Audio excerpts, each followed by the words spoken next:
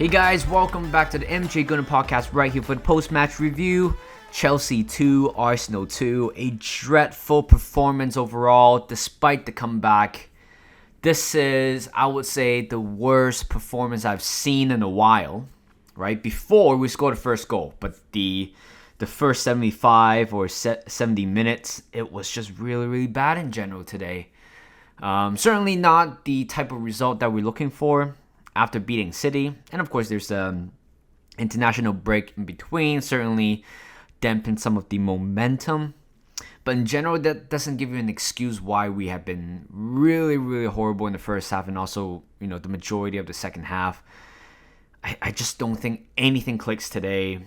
There's some horrific individual performances. Raya, I don't think he had a good game, to be honest. He made a couple of good saves, but that was about it. In terms of his distribution, I don't find anything amusing today. I feel like this type of game, you might need Ramsdale, right? I mean, today Ramsdale was, he missed the game because of the birth of his boy. So congratulations to him. I mean, it's better for him to stay with his wife than actually participate in this game. But if I'm being honest, I feel like at one point, if Ramsdale was on the bench, right, I felt like this is the game where Ramsdale will actually come on in halftime. That's literally how I think. Because today, I think in general, the ball distribution, the confidence behind the goal were very lacking. And I'm sure a lot of fans certainly didn't quite get him. I didn't get Raya at some points in the game, but I felt like in the end he did well to kind of snatch the ball off Jackson. There was one missed pass to Cole Palmer. Thank God he got a touch to it, because imagine that actually went in. If that was the case, I'm telling you, Ramsdale will be back, like 100% guaranteed, will be back in the next game. And even though today, despite how bad of a performance by Raya, I still don't know if Ramsdale will be playing in the Sevilla game. So I don't know. But there's a speculation I'm sure there might be speculation going on that Ramsdale might be reclaiming his first team spot or first starting 11. I hope he does, to be honest. The fact that he enter into the last international break, the last game he played against Scotland, being named the number one that day, and he thought everything would, the momentum started to build until the game against Everton and so on, where that period from September 17th to what? I think October 8th. Those period, Ramsdale only played once. So, and there might be speculation he might be leaving, but certainly I don't want him to leave, because no matter, in all honesty, I still think that there's so much improvement that Ramsdale can make.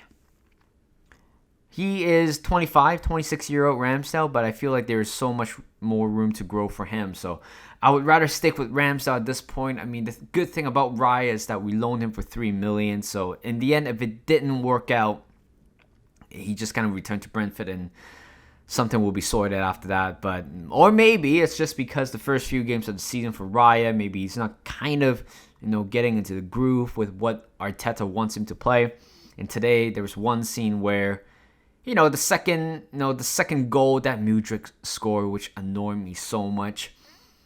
Instead of after that misplay, I'm sure Mudryk didn't intend to score that one. It's kind of similar to what Bukayo Saka did, back in 2020 Boxing Day against Chelsea. That chip over Mendy, I think pretty much similar. I don't think both of them had the intention to score. It was trying to aim for the far post, but somehow, got it right there at the right time. Raya kind of misjudged his flight. When you look at the replay, there are times where, or before Mudryk scored a cross, Mudryk was looking at his front post multiple times to make sure that he has enough distance, but he would never imagine the ball kind of lobs it over him. And it was a poor positioning in general, but I felt like it was a fluke. But at the same time, I don't think anybody cares. I mean, Mudryk score, yeah, I think that part annoyed me. I mean, I'm sure it annoyed a lot of Arsenal fans. I believe this is the second goal that Mudryk scored. What makes it even more what makes it even more annoying is the ongoing banter between Arsenal and also Mudryk, for Mudryk not signing Arsenal, and we were like laughing at him for not scoring. And guess what? The irony is here: Mudryk scored against Arsenal with a fluke. I mean, you cannot rewrite the script for that. So, I mean, good for Mudryk. I mean, if he somehow used this opportunity, used that goal to continue and develop as a player, and also doing good for Chelsea, then good for him. I mean, I do not always want certain players to have like a bad career, but you know what?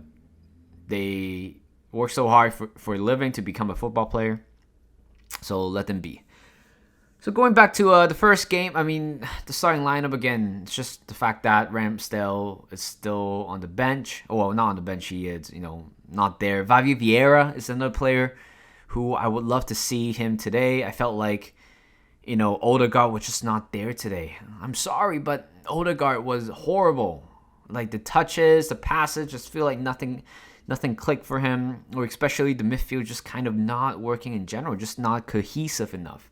And it was really frustrating to watch because last season, around this fixtures against Chelsea, we were very, very good, right? We were very good. I don't know if it's because we don't have Xhaka anymore, or maybe something else, but generally today it just didn't work out. The first 5-10 minutes was already scary. There are multiple chances for Chelsea, and we keep giving the ball away, whether down the left flank or right flank. There are times where Chelsea just kind of threatens you like that. Of course, there are a couple of display where the ball just kind of blasts over the bar, and until the first opportunity, you guys can say like the first real opportunity for Chelsea was that handball from Saliba. And if you're asking me if that is a handball, it is a handball. But the fact that you can, well, there are two sides of the story. Like for me personally, if it's I would still give it as a handball, right? Like that is obvious. I don't care how close was it between, Mudryk, got a touch to it, and Saliba was, his arm was kind of in a natural position, or maybe this is how, usually a defender would defend the ball in the air, where the hand just kind of like flying around. And this is exactly what Saliba did, right? I mean, it's just it was just a freak incident for that play. And Mudryk got a touch to it. I think it would hit the target. How about that? I think it would hit the target, but I don't know if it will guarantee him a goal. I mean, the ball kind of bounces weakly on the floor. I felt like the ball was going to bounce pretty weakly to the floor. Raya might be, able to grab that.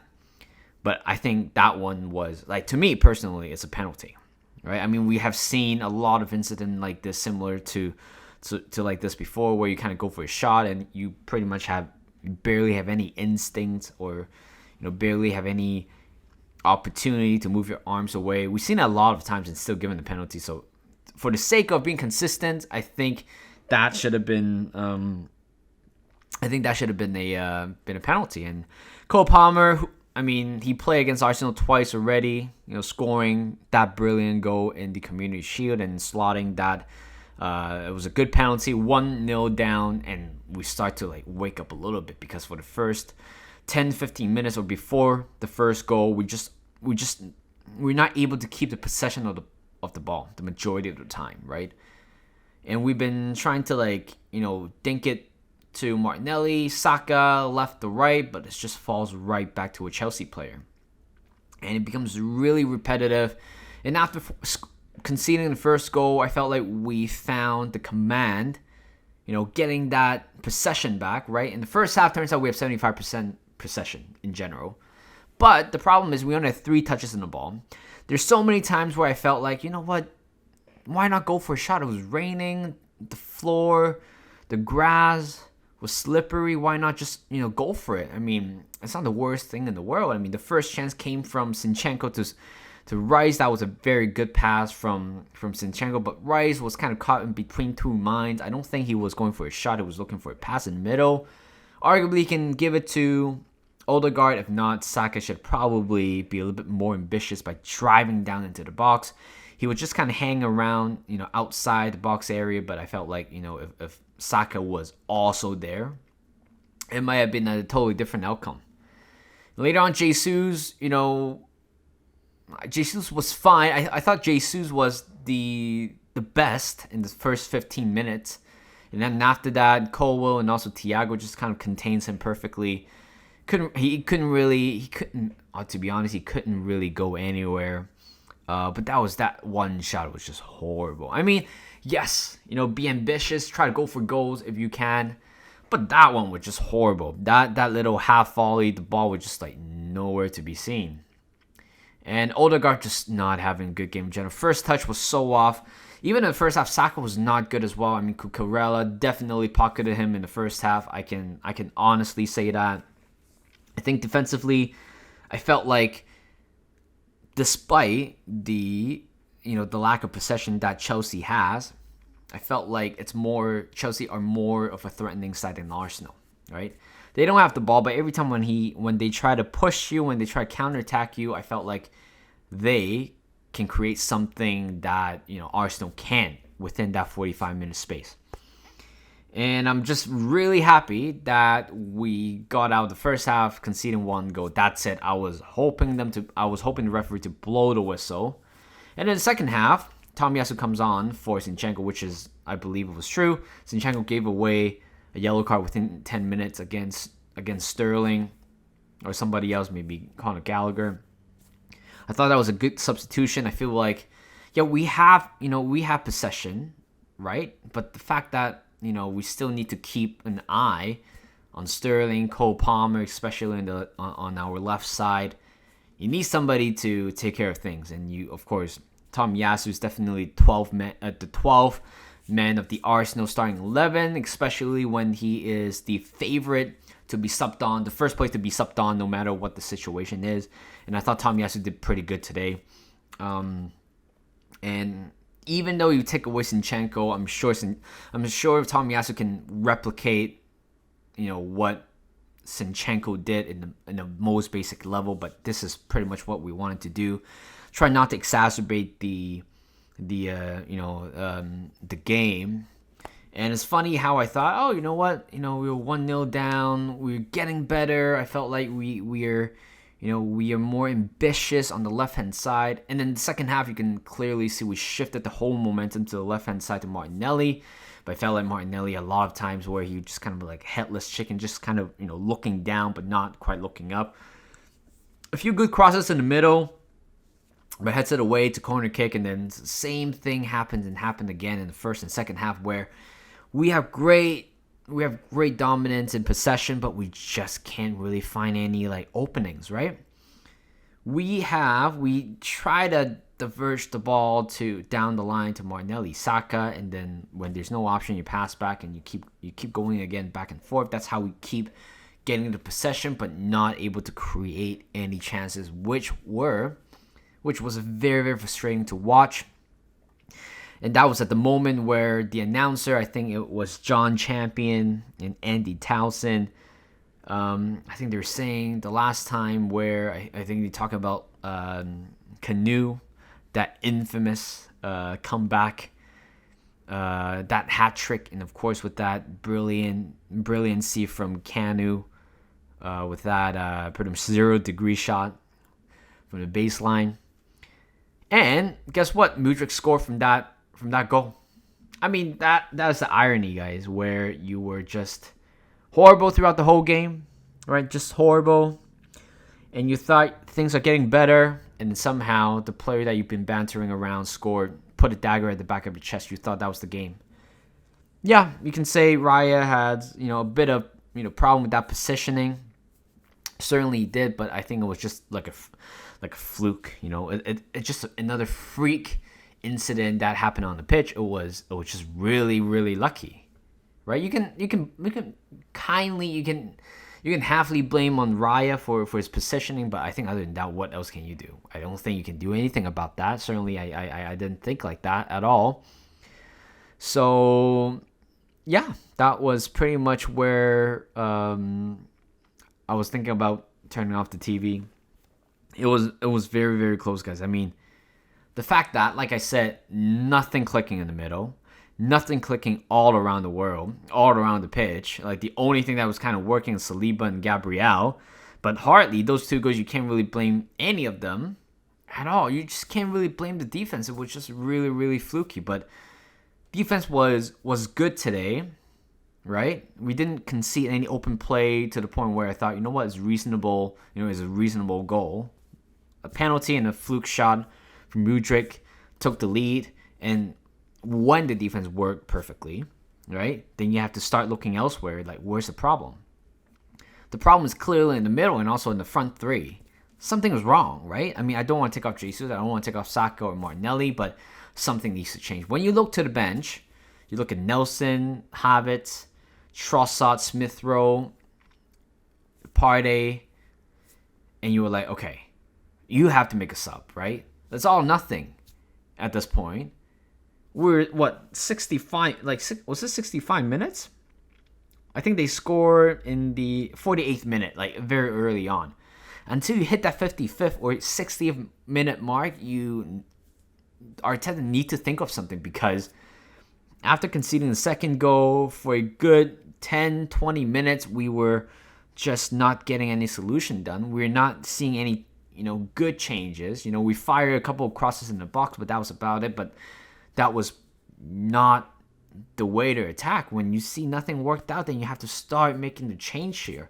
Even if, knock on wood, of course, right now we know the result, but if the change didn't work, we can see another goal. That's fine, because we try to look for a solution. But I think in a way, Arteta left the substitution a little bit too late, just a little bit. If he made the change, I think they made the first subs, or the Nketiah, and was it? I think he made the first sub or the second sub a bit later. Smith Rowe came on, and Nketiah coming on as well. I thought it was a little bit too late. If we did that 7 minutes ago, we might have a different outcome. Like I said, I'm not saying that we definitely going to win the game, but at least changing the possibility of the probability. And we just didn't do that. We didn't do it until 7 minutes later, and then Declan Rice scored in the 77th minute. That was a good goal. And we have to be smart. Like, we have to be smart at all times, and that was a very smart goal from Rice. When he blast the ball from the not a halfway line, probably 30, 35 yards out, I thought, it's gonna go out of play, and then little do I know, the ball actually went to the back of the net. Robert Sanchez, that was horrible from him. I don't know if he was looking for Gallagher or Enzo in that area. Just kind of left it out in the open. And Rice, smart. This is why he's the captain. This is why he's so important for us, because games like this, he can actually change the game by either scoring the goal or in other way make an impact to the game. So, in all honesty, he can be dropped at this point, right? I mean, I don't think left 8 kind of worked out for him today, but as the lone 6 today, he was amazing. And of course, I still didn't quite understand the idea why Thomas Partey didn't come on for Jorginho, which I will leave that to other people to talk about that. But that was a good goal, and I thought, okay, all right, we're getting the engine going now. We felt like we woke up, and then suddenly, after scoring that first goal, we look better. I'm not saying that we have like more shots on target. Maybe we have a couple, but then the fact that how we play was so much better. It's more exciting to watch than just passing the ball around, trying to press them, and then being counter pressed. It's better because Trossard came on, Havertz came on. Even though we don't have that, that technical ability, but we changed something different. We don't know how each player is going to offer in different games, but today you saw that. Saka whips it in. I think it was Declan gives it to Havertz. Havertz gives it to Saka. Saka whips in across to the far post to Trossard, and that was a brilliant finish. I don't know how I would do in that situation. I might be probably somehow get a very weak touch to the ball, but the fact that Trossard got a touch to it, and it was a good touch as well from that angle. Just a good touch, solid press to his side of his foot. We make it 2-2. It's just like that. That's how simple the game can be, and that's how simple a game of football can change. They have to make that sub, and I thought it was a little bit too late. That's why, changing the possibility of the probability is always very important. We don't know whether we sub on Nelson, Trossard, blah blah blah. Each player, I don't know how that probability of winning would change, but certainly it would change the different possible outcome of the probability, and we did that. And I was like, you know what? I would take the draw. We're so bad, and I would rather take the draw than anything else, right? After a dreadful game like that of football for the first 75 minutes, we somehow snatch a result, a draw. I cannot be more happier than that at all. Like it's absolutely crazy. And I thought, Trossard scored a goal, grab the ball, celebrate a little bit, and just like get it going. And then I felt like at one point we were almost there, but I don't think there was like any good chances after the second goal where I felt like, we almost scored. No, I don't think it happened. There were a few chances. Eddie, I think, went straight to the goal, and there's a couple crosses in the middle. Kai Havertz did amazing as a left 8. I don't think you guys would, or the majority of the fans would recognize his contribution today. I thought he came on, he looks pretty bright, winning everything in the air, but that one, like that last minute, that header against Cucurella, I felt like, that was a little bit soft, but Cucurella's short, and somehow Kai Havertz's arm was around his temple, his head area. Then, based on the game we played today, it is going to be a foul because we don't know what's going to happen. But you know what? I am still, of course I'm disappointed how poor we play, but at the same time, I'm happy that we got a result and we're still unbeaten in the league. I think there's a stat saying that we, started as strongly as the Invincible did as 2023, 2024. 2003 and 2004. And Spurs, I think they're playing tomorrow, I believe so.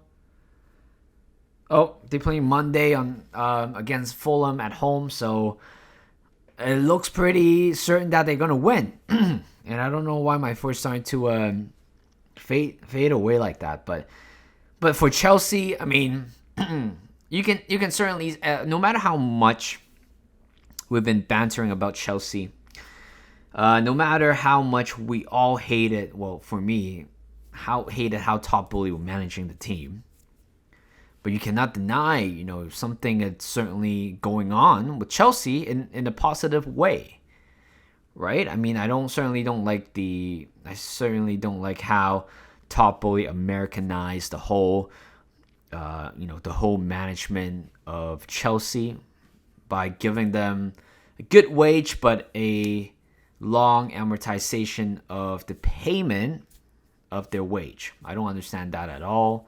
Handing it 8-9 years contract. This is such an American way of doing it. And I don't like Top Bully, but Pochettino certainly is, it's certainly cooking in a way. It's just disappointing for them not to get a win. Obviously, we didn't play well, but somehow they couldn't get a win. But you can see they were better. The majority of the game, they were a better side than Arsenal. I have to say that. And I felt like, Caicedo was kind of clicking, and it was always been amazing. But like Gusto on the right side, I thought it was amazing. Cole Palmer was good. Nicholas Jackson was, I think just came back from a wrist injury, but they have a lot of young players. I'm sure Chelsea and the next 3-4 years they're gonna strive, with the players that they have. It's like playing Korea mode. You play in the Premier League, but all your players are like 65, 70 rated, but with a large amount of potential. It's similar to that, pretty much so, right? But I think at the end of the day, you just can't really you just can't look down on Chelsea, because I feel like, despite I don't think they will be making the Champions League, Europa League, I think they might have a chance to qualify for Conference League, but this team still need a little bit nurturing. Yeah, right now they don't look as good as people always think of them, right? But then I feel like in a couple years time they're gonna strive from whatever they have. Next game against Seville, away from home. Was that away? I think I was playing on a Tuesday. Yeah, no matter how much I want to watch the game, I just couldn't. Yeah, it was just disappointing, isn't it? So, I mean, I really want to watch that game. Wait, what am I looking at? I'm looking at my calendar right now. So next game will be on a Tuesday, right, against Seville, in the midday of Vancouver time. So I'm definitely not going to watch that because I have work. Well, too bad. I have to suck it up for that. Well, that's pretty much it. I mean, still a long season to go. Even though we lost today, I would be very disappointed, but I wouldn't be like heartbroken or anything, because it's a long season.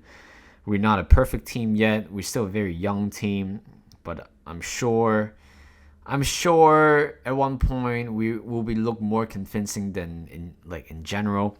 So thank you guys for listening. Hope you guys enjoyed this podcast. Do all the good stuff to the channel, and I'll see you guys in a bit.